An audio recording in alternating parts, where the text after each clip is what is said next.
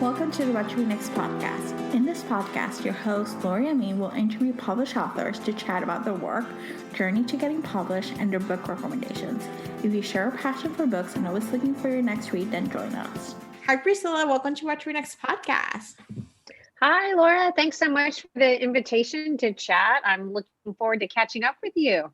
I know. I'm so excited to chat with you. So we chatted a few times this past year. So what have you been up to? Mm-hmm.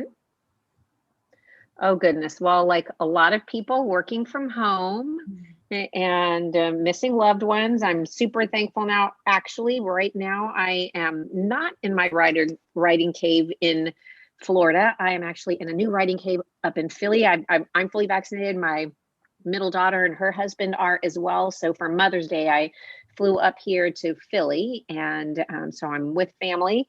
It was just a wonderful reunion. It was the longest I'd been without getting to see her, without getting to hug her in person. So just like many, I've been trying to be safe and stay at home and meet my deadlines and learning about technology, Zoom parties and Instagram Live and all the fun ways that we've been able to kind of stay connected with loved ones and meet new friends and new people online. But thankful to be here and thankful to be having a book release out to chat about and talk with you again. I love this. And yeah, we have a couple of books to talk about. But it's great that we actually, I think the pandemic has allowed us to connect with other audiences, like, through Zoom and social media and different places. But it's also exciting to see the people now that we're fully vaccinated to give hugs and, Yes. and see someone be like, oh my gosh, I haven't seen you in a year, and working. Yes, I warned my middle daughter. I said, okay, when I see you, it's going to be like a long hug. And sure enough, we were, in the pickup lane at the Philly airport, and I hugged until like the security guard, pulled up alongside, and I knew he was going to be like, "Ma'am, moving along." Yeah. But it was nice. It's a blessing that we're all still here. I know there are a lot of people, unfortunately, who lost a loved one, and keeping everyone who's still, that over in India, a lot of other countries are still fighting hard. So, keeping all of them in my prayers and feeling thankful that even though we've been apart, my girls and I are still here. Eventually I'll get to see the other two. Yes. Oh, so good. Yeah. I feel the pain. Like it's been traumatic. It's just been like a whole, just going through it. And so, I'm grateful that we made it through the other side. Like I'm getting my second shot tomorrow, and oh yay! Yeah, I'm like it's a very Chicago experience, I have to tell you. So Chicago politics is well known for its own politics, and so an alderman decided to do a mass vaccination party. And so schedule it for the Thursday after everyone was eligible to do it. And so when I went to get my vaccine, it's basically vote for the councilman or the alderman. So it's very like, okay, it's a very political event, but I'm like, I'm getting my second shot. Oh my. I don't live as district. So I'm like, I'm not your ideal voter, but I am grateful for that. But it's a very Chicago experience that I'll always remember. I was like, I just went to an alderman's vaccination party. Oh my goodness, that's funny. So you had a Chicago experience. I live in Gainesville, where the University of Florida is. Go Gators! And so my vaccine experience was I got mine at Florida Field, home of the fighting Florida Gators. Yeah, I went and I was like, oh my gosh, this is the first time I've been to the stadium since pre-pandemic. Because my mom and I have season tickets and we go to the football games. Papi goes and tailgates with us, and then he rides his moped home to the AC, and my mom and I go inside. Mommy and I go in and we sweat with everybody else while we're cheering. But because of the pandemic, we didn't we didn't go to the games, even though they did have some social distancing. We did total lockdown because both my parents have pre-existing conditions with their ages, as well as their ages. And so I did pretty much nothing. They did pretty much nothing. So we didn't go, but we wouldn't go anywhere, especially not to football games or including football games. So my Moderna vaccine experience was, I went outside, I cheered for a little bit, like the boys were down there playing, and during my 15 minutes after I had my shot, and then headed home. I took some pictures. Usually my social media feed has pictures of mommy and me, and at the stadium, and I was like, first one in over a year. But so we both had experiences unique to where we live. But the silver lining is we got our vaccines. Amen. Yep, we got the shot. So this is exciting. So what has been the process of writing this past year? Has it been any easier, any harder? How are you managing it all? Oh, wow. Well, I will say deadlines are a good motivator. Deadlines, and for me, that sense of responsibility, like, my editor is expecting something, my agent is expecting something, so I will deliver that something to them, right? But I've had some friends that said, I was just able to focus on my writing and get stuff done. I wrote more than I ever have. And for me, it was harder for me to shut out the real world. Usually I could just put on music, and, I have a special Pandora radio station that I play, that I created, a Luis Miguel Romances. So it plays classics and new, romantic love songs. And so we'll find me taking dance breaks periodically. If I'm either listening to that one, or Pandora has a great Latin workout station that has a lot of my Zumba songs. But usually I'm listening to one of those, and I can fall into my story world. But with the pandemic, having my girls live all over, having familia all over, having a daughter working at a hospital on the front line, so I would see every day, the harrowing experience and the trials that they were dealing with, I had a harder time shutting the world out. And I would try to, I think the analogy I said earlier on another podcast or something was, I felt like I would try to dive into the deep end with my characters to swim around in their story world. But someone, on the side of the pool, like the real world on the side of the pool, had a rope around my stomach and they were tugging me out. So I had to really just learn, instead of writing for like an hour, like big chunks of time, I just had to try to be the most productive in these little chunks of time before I found myself like thinking of, I need to go check on somebody, or let me check the news, or so it was distracting. But you just, when you have a deadline, you have to get done what you have to do, because you have responsibilities. But it was not as easy as it has been. I don't think writing a book is ever easy, but I felt more distracted and more concerned. I will say at the same time, Anchored Hearts, the book that just released that I was working on last year, along with the novella that's in the anthology Summer in the City, coming out at the end of this month.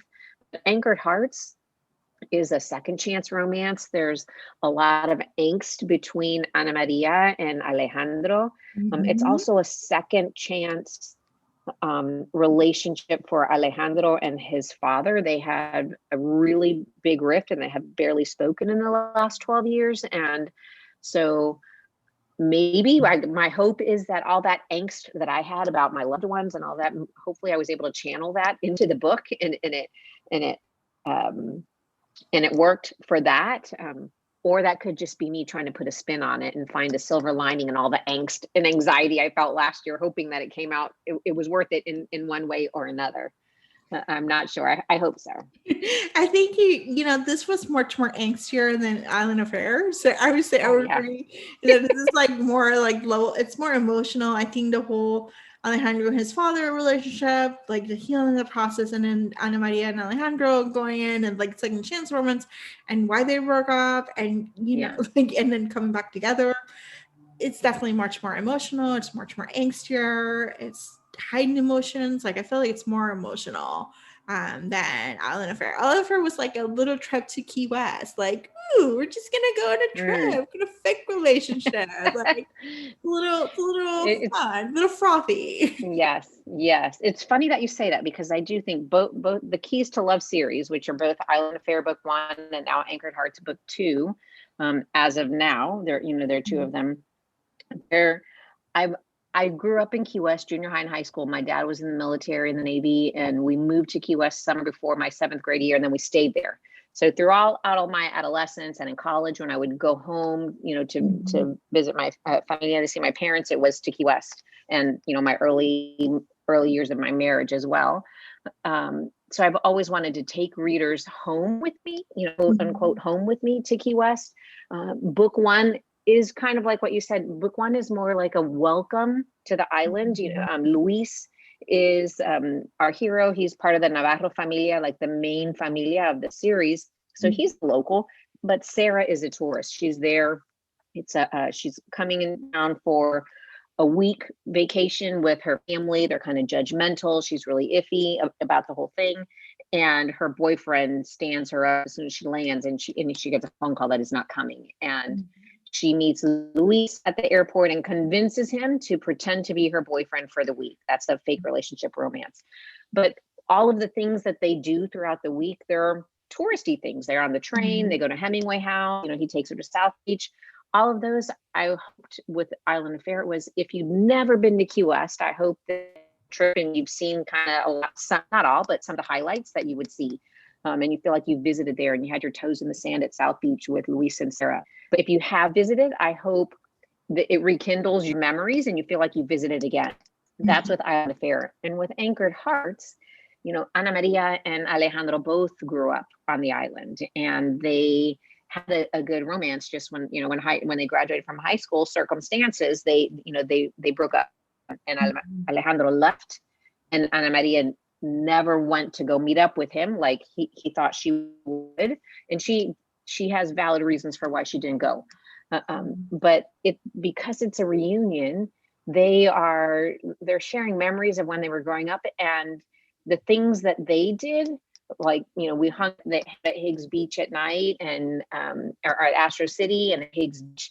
Those are things that my sister and I did when we were in high school. And granted, a couple decades probably before Ana Maria and Alejandro were doing that. But in visiting the island through the years, I've seen like how it's changed and how the things that have remained the same. And so Anchored Hearts is more like an homage to those of us who grew up there, those who are still there. And so you do see parts of the island, but they're different parts and they're with different memories. And so I enjoyed writing both of them. There's a piece of me in both of them, but that writing Anchored Hearts, and again, maybe it was in part over the pandemic and missing familia and worrying about, are we ever going to be able to get back to the before times? That it was special remembering parts of my before time, sharing those with readers through Anchored Hearts. I love this. I love we can take, if we just take a trip to Key West. I think Key West is kind of be one of those places I want to visit next year, because I can take both books and take it to see the different places. I think Island Affair is what a tourist would do, and Anchored Hearts what a local would do. And it's kind of give you a roadmap of different places, different sites, different scene, and get a sense of the culture of what you experience being in the Keys and how it's different from the mainland. Yeah, well, the scene in Anchored Hearts where they are at White Street Pier and a couple, Alejandro and Ana Maria are there with Sarah and oh my goodness, his name, I think it's Brandon. I was he's a secondary character, and I was oh my gosh, his name flew out of my head. But they're at White Street Pier and they're getting ready to do a photo shoot, and Alejandro's going to take the pictures, and a couple rides by on bikes, and that's what we've done as when we've gone back to visit. My whole family, actually, a few years ago, Mommy and Papi celebrated their 50th wedding anniversary, and so we went on a cruise, probably 45 people. Oh my gosh. And one of the stops, we specifically made one of the stops, we took a cruise that stopped in Key West because that was such a big chunk of their married life and of our life. And so maybe about 15 of us, 12 of us, my sister and her whole family and my brother there's 2 kids and my girls, Oliva, we rented bikes and we biked around the island while we were there so we could point out, hey, look, here's our high school. And so we went down White Street Pier and at Higgs Beach and all of that. So you can really, anything that's in there in the activities that Luis and Sarah do in Island of Fire, or that Ana Maria and Alejandro do in Anchored Hearts. If you're there for a day, if you're there for a weekend, I would totally say rent. Some used to be like $10. I don't know if that's gone up now, post pandemic, but rent a bike, and it's an fabulous way to see the island, and be able to take your time. Oh my gosh, I love this. And I love the scene of the Yunque of Alejandra's accident. I've been to those waterfalls, and I was like, why does he do that? I don't understand. I know. I could see his mom. Mommy, Elena would be at the bottom there. ¿Qué estás haciendo? What are you doing? Yes. So I was saying that. As I was writing, or figuring out what his scene was and what this daredevil had done. Yeah, I was like, I know the cotorras are, for listeners to parrots, are cute and stuff, but no, don't do that. For our listeners, Yunque is the rainforest. It's one of the main rainforests in San Juan, Puerto Rico. Well, it's not San Juan, it's Rio Grande in Puerto Rico. So, but yeah, it is the only rainforest in the U.S. national parks system. El Yunque. And it's beautiful. I will say I have not been post Hurricane Maria, but I have familia there and say it's coming back. I don't know how it is right now, like pandemic. I don't really been, if anything, people not being able to go and travel could have helped some of their growth, I would think. I'm not sure. Yeah, I don't know. But you used to be able to. Yeah, I think of Puerto Rico, well, they shut down. They literally have shut down stuff. Yeah. I think most people are getting vaccinated, the vaccine's happening, and so things are going back to normal. But I don't know how the tourist system, like the tourists, are people coming back? I'm assuming they are, because they don't need a passport, and there's every American's like, get me out of here. But right. I don't know. I think it probably went probably the rainforest took a break from all the people looking at them, and maybe it was like, ooh, we're gonna get better. Just like yes, it's beautiful, and it has beautiful waterfalls. But the part where in Anchored Heart, Alejandro comes back home after 12 years because he's been hurt. He fractured his left tibia pretty badly and had to have surgery, and needs help recovering. And so he's forced to come back home. And I think the little blurb I have is, desires and disappointments collide when a prodigal son returns home to the blazing Key West sun, meddling mommies and the woman he left behind but never forgot. Yeah. So that's the blurb. But so Alejandro is coming back kicking and screaming, not kicking so much because he's hurt, but he got hurt. He had a photo shoot. He is an award-winning adventure and commercial photographer. And post a shoot in Puerto Rico, he stayed behind and was hiking in El Yunque, the rainforest.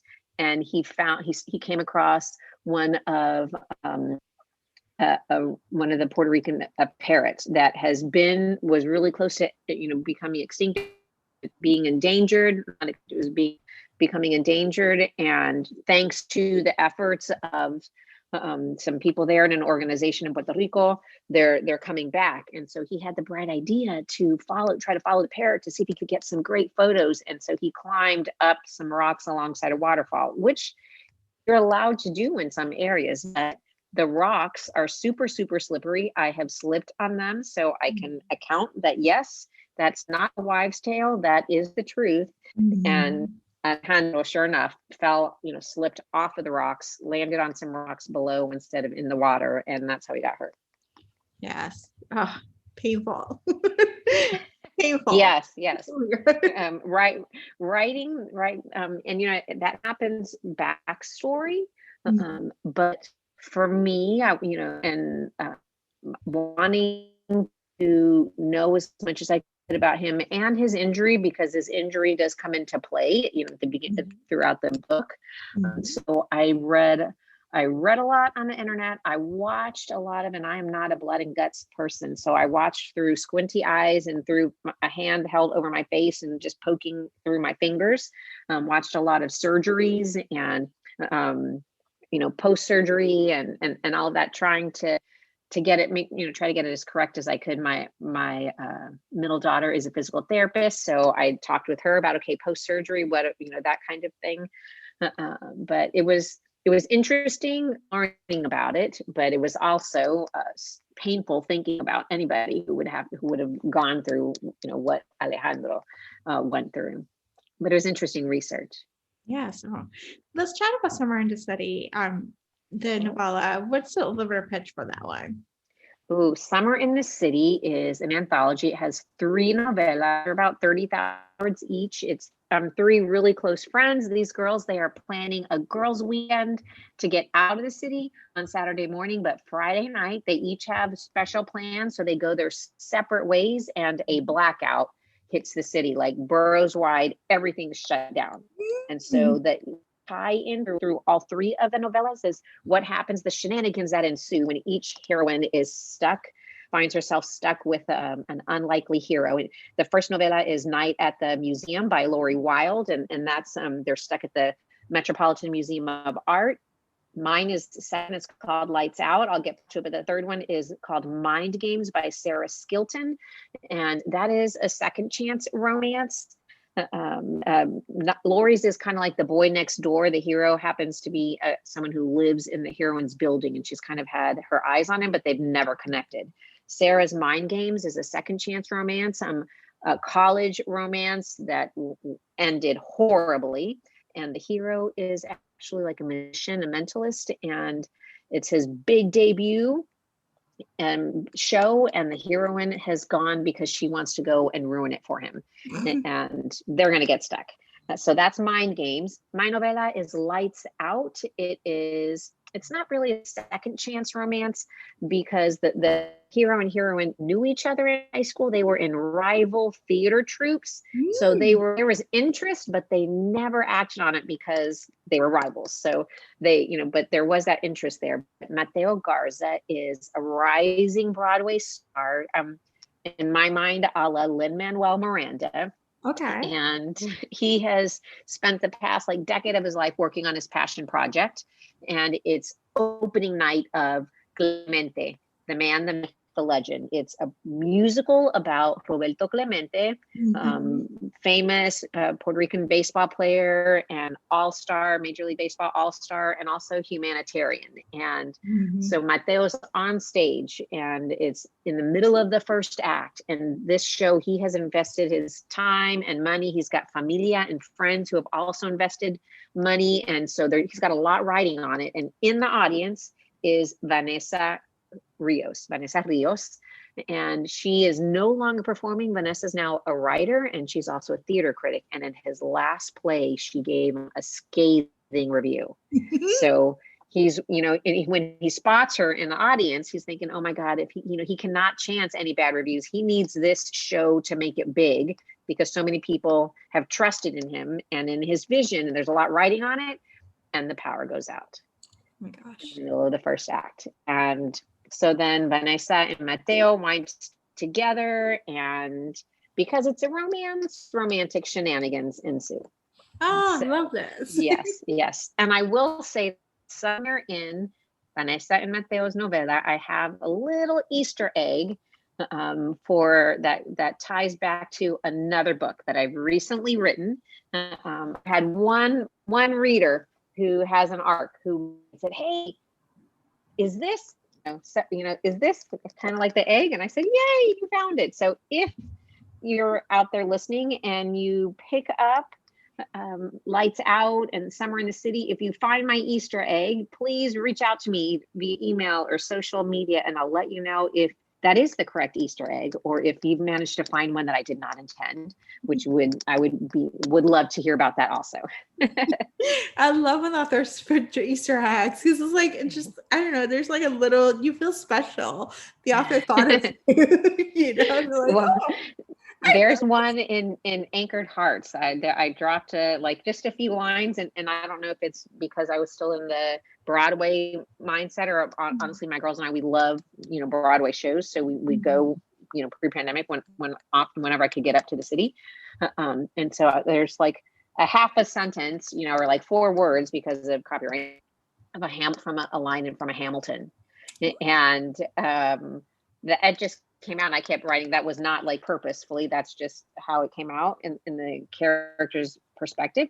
And I had a reader on Instagram in their story tag me. They had she had taken a picture of the page and said, Priscilla Oliveras, is this intentional? Is this a Hamilton that I'm finding here? And I was like, hey, yes, you ratted me out. But yes, it was just probably my subconscious speaking. I love this. Oh, can't wait. Broadway's opening up. I got a message that Hamilton was opening up on September 14th. I got the message. I was like, I know. I did too. I'm a little nervous. I mean, it's great for the performers. I just can't, I have a family member that works in the performance industry. She's no longer like seeking, because she's the business side and the agenting side. And, so hearing a little bit about how clients are, or clients that within their agency, not hers, or just like the industry in general. And then because, she was musical theater in college. She's got a lot of friends from musical theater who, so like the people in the industry at all levels, performers, stage managers, the people that worked in the booth, the people that, the people that worked as, in the concession, all of that, in so many industries, have got to have been hurting, not having their income, so you get that. I'm also a little nervous about, 100% capacity, I think, is how they're opening up. I think so. Yeah, I don't know. Yeah. I feel like it's a weird, the conversations about 100 capacity. I'm like, I don't know if we're ready. And I don't know, like, maybe because the majority of people are vaccinated and we may get herd immunity and things are maybe easier, and we're wearing masks, and like we didn't get the flu this year because we wore masks, so maybe like there's a possibility, but I feel like it's like, it's definitely strange. I know New York is opening up. Like, I work for a New York company, so we know, like, it looks like, even though the Blossom says it's opening up in July, I think the word on the street, at least the people going back to work, are in September, after the kids get vaccinated. So I think it's probably a combination of a little bit of, I don't want to use the term PTSD because that is a real, there are people that have had harrowing experiences, and and can claim that term. So I don't know, but just a little bit of our psyche has been kind of shaken, right? And so I will say, for me, I wouldn't neighborhood because I didn't have to, and and if I did, it was to like drive to the Walmart and just park there, and someone put groceries in the back of my car. I didn't even get out. But I would go to Trader Joe's because I need my dark chocolate covered coffee beans, especially when I'm on a deadline, or those donut chips are like the best that I can find. But it was every few weeks, all masked up, hand sanitizer all over the place, and so I think that conditioning. But at the same time, like you said, we've people have had their vaccine. If we're using safety precautions, that you've got to get back to some kind of normalcy and trust. And I think it's just about being safe and trying to make smart decisions and looking out for yourself and those around you, maybe. Yeah. So it's exciting. It's exciting. As a Broadway lover, I'm like, oh my gosh, I cannot wait, to be able to go back. But at the same time, there's that half of my brain, probably from the last year, saying, oh my gosh, are we sure? So yeah, I think it's just like it's a weird space to be, because I think it's hard to just go from, it feels like 0 to 100. I feel like we just need to go baby steps. Like, you're like, okay, one step each time. Like, like exposure, like a little bit of exposure. Like, okay, maybe this time I'll leave my neighborhood and I'll see something. Great. Well, it was a lot for me. Was this, because like I said at the beginning, I'm up here in Philly now, but again, I was use care and caution, in the airport, and I'm thrilled to be up here. I'm excited. I will be like a week. I thought I might have been in New York City release week of Summer in the City, but I'm staying in Philly a week longer. So that first week of June, I'm going to be in New York City visiting my first daughter. And so my plan is to go to the Booth Theater, which is where Mateo's musical is his opening night, and then with Summer in the City, and then walk the path that Mateo and Vanessa would have walked on their way to his apartment when they're stuck together, and either go live on social media or at least take some pictures to share, like you're saying that, in my mind, this is where Mateo lives, and here's the theater where he would have been, and here's where they would have stopped, and he gives her a piggyback ride, and to kind of just like try to like walk the same walk that Mateo and Vanessa would have and share that on social media. So I get the whole idea of us, people wanting to go back to some kind of normalcy, because I'm excited to go back to New York at the same time that I'm nervous, and I'll be masked up and all of that, but it'll be nice to return to the city. Yes, I think it'll be nice too. I think it's like, there are certain places I'm like, okay, go back to New York, see my friends. And it's like, I'm excited for that. I'm excited to just return, like, to see the different sites, different places to eat, different places, stuff to do. Yeah. But enough, like, things are opening up slowly but surely. They're opening up. And I think it's just a new normal. Like, we'll be wearing masks, and it's not the end of the world, and we'll be washing our hands, which I think we should have been doing all along. So, yes. I agree with you. So, so what are you working next? So what am I working on next? I actually just turned in revisions. It's been a little bit harrowing, but I keep telling myself this is a good harrowing, because these are deadlines and stressors that I actually prayed for when I was an unpublished author. But so I just, in the middle of when I was wrapping up revisions, was the release week for Anchored Hearts, but I just turned in early yesterday morning revisions for West Side Love Story. It's book 1 in a 2-book series that book 1 should be releasing next summer-ish. And the 2 books are loose retellings of Shakespeare plays or musicals based on 2 of his plays. The first one is West Side Love Story, and it introduces the Campo sisters. They all play in a mariachi band together. There are 8 sisters, and throughout the gist of the story there is, and we have feuding mariachi bands that they're feuding, but their rift between the 2 patriarchs goes back for a couple decades, revolving around gentrification lines and property acquisition on the west side of San Antonio, Texas, where my papi was born and raised, and we have a lot of family there. So West Side Love Story is obviously then loosely Romeo and Juliet with the 2 feuding families. There's a battle of the mariachi bands in there. The 2 bands are on opposite sides, and Mariana and Angelo are star-crossed lovers in my version of West Side Story. And it just fits like the title, because the gentrification issue that that I've studied about and everything is on the west side of San Antonio. On the east side, they've done. And so that's what I've got. I just turned in revisions. I should get a second round of revisions in about a week. And then this summer, I will get started writing book 2, which is a Kiss Me Kate retelling. And this one, the tentative title right now is Kiss Me Catalina, and she's a second Campo sister. I love this. Yes, so I'm excited to. I'll say a lot of readers have asked me, what about Enrique's book, the youngest brother of the Navarro Familia? And I do have a book. I do have a story for Enrique, and I'm not going to say the heroine's name, because I want you to read Anchored Hearts and you'll find out. But I do have a story for him. But that little rascal has told me he's not quite ready to settle down yet. And the publishing world being what it is, I've sold this other proposal. So I'm letting Enrique still play the field and have some fun over there for a little bit while I work with, and have fun playing with the Campo sisters. But I will find a way to get back to Enrique, because their mom, Mama Navarro, will be waving a chancla at me, telling me you need to wrap things up over here. She wants all her kids paired off.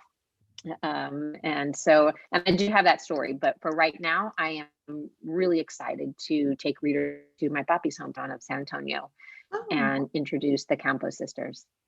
I love that you take us to different places. So you took us to Chicago in your first series. You took it to Key West, now San Antonio, like Texas. Like, oh, it's so cool. Yes, my hope is to be able to write one in Puerto Rico. So eventually, so we'll see how I do that. Maybe up here in Philly, because I've loved getting to know the city. Through my middle daughter being here, and I was a thrill. I will say, writing Anchored Hearts was hard. I think it was just all the angst and everything. But last May, I was writing the novela that Lights Out, and it was just a joy. It was a way for me to bring together a bunch, 3 of the things that I've loved through, and that I enjoy doing, that, baseball and the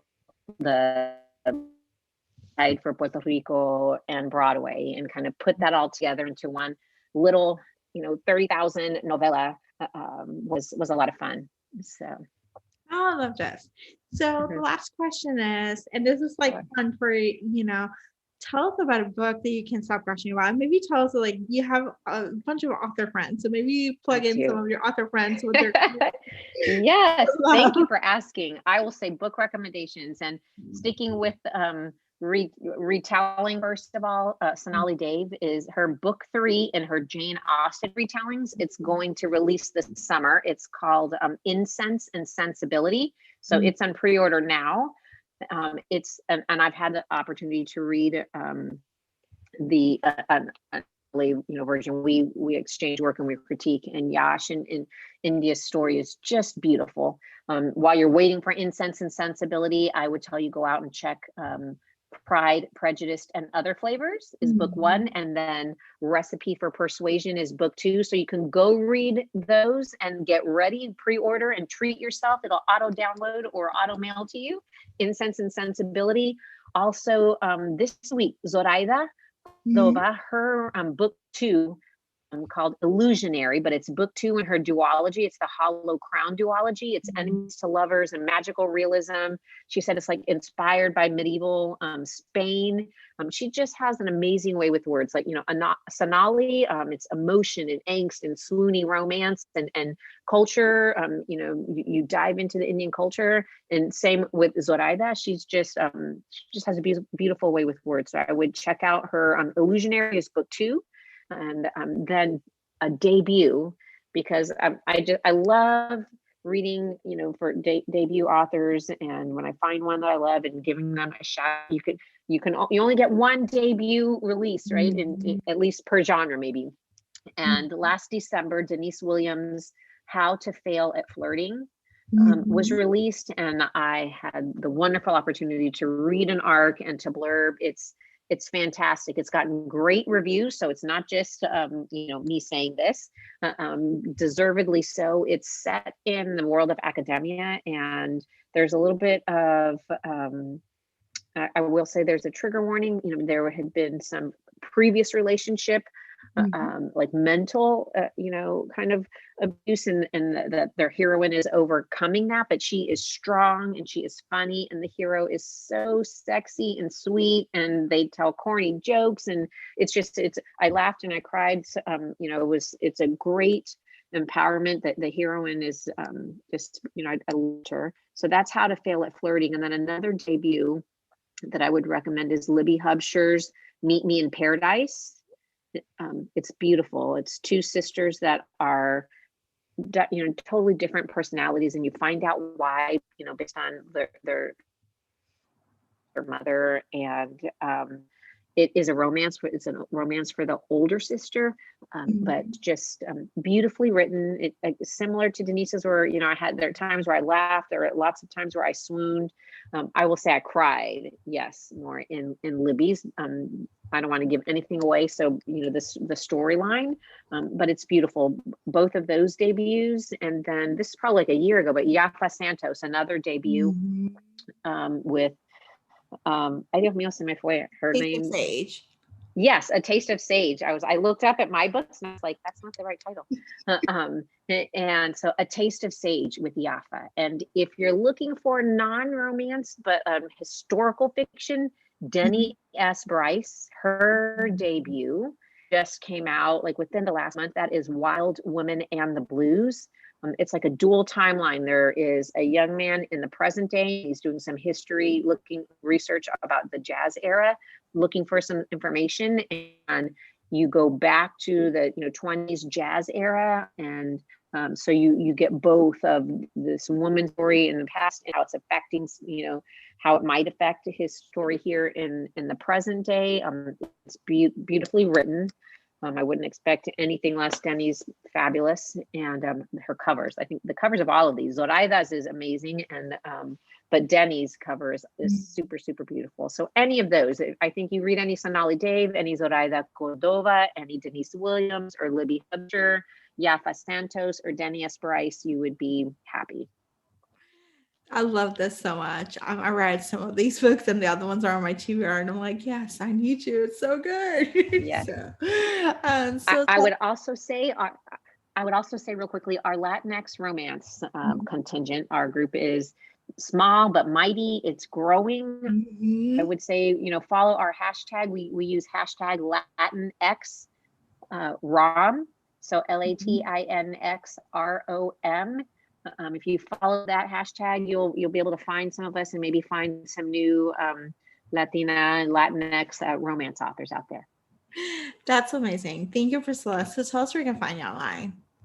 Oh my gosh, I'm online probably too much, if you ask my mommy. But there are a million ways to misspell Priscilla. I got a gift.